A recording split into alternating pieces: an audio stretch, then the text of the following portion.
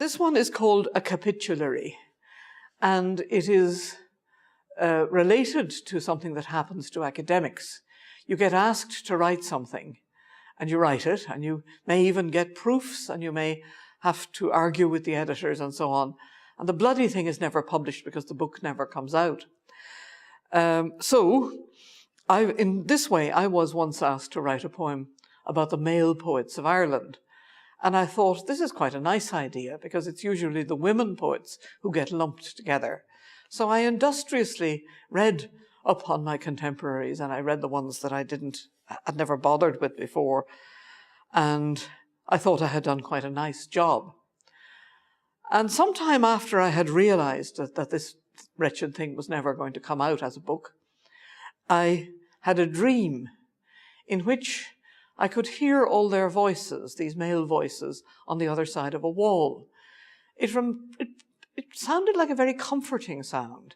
I was brought back to my childhood when, if my parents had friends in, I'd be asleep in bed, but I could hear these conversational sounds getting slightly louder as the bottles of stout went down, but then fading away as everybody said goodnight and went home. And so that's the start of the reason for writing this poem. And it ends with something about my late sister, which is again important to me, the musical connection. Our mother played the cello.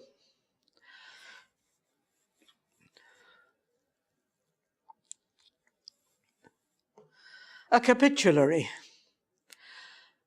Now in my sleep I can hear them beyond the wall, a chapter house growl, gently continuous.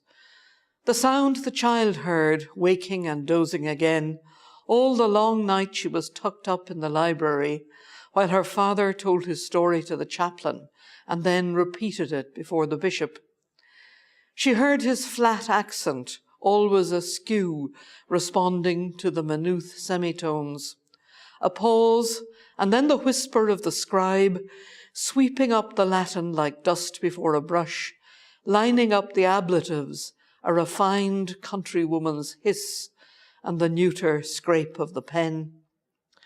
I feel the ticking of their voices, and remember how my sister, before she was born, listened for hours to my mother practicing scales on the cello, a grumble of thick string, and then climbing to a high note that lifted its head like a seal, to a high note that lifted its head like a seal in the water.